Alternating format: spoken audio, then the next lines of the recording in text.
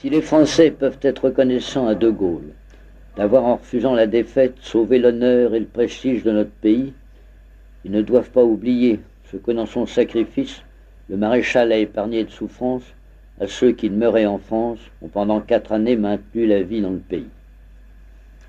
Lorsque les passions apaisées, les écrivains se pencheront sur cette terrible période de notre histoire, il faudra reconnaître que la France a peut-être eu la chance de posséder en même temps ces deux hommes.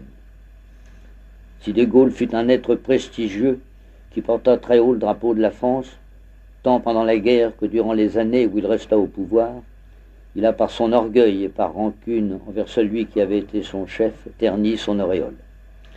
Il a maintenu la division dans le pays, alors qu'il lui était possible, vu son prestige, de faire la jonction avec celui qui s'était sacrifié en restant sur le sol de France.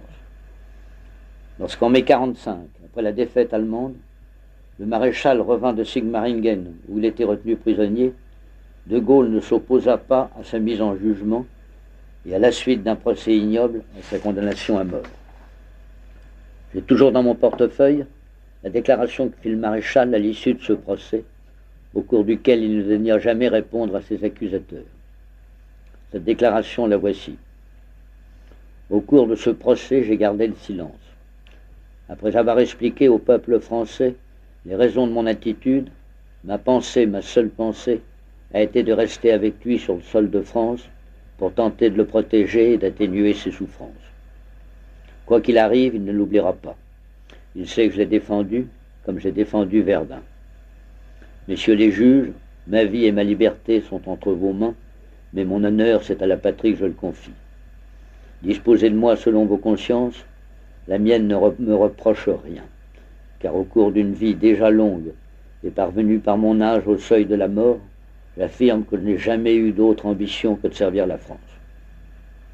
Le maréchal est mort en 1952 à l'Île-Dieu, où il avait été interné, De Gaulle ayant tout de même admis que la peine capitale fut commuée en détention à vie. Plus de 30 années ont passé depuis la fin de la guerre, et les Français restent toujours divisés dans leur religion, pour ou contre le maréchal. J'ai eu l'occasion récemment de lire ce que 2 hommes peu suspects d'indulgence pour le gouvernement de Vichy pensaient de la conduite de Gaulle vis-à-vis du maréchal Pétain.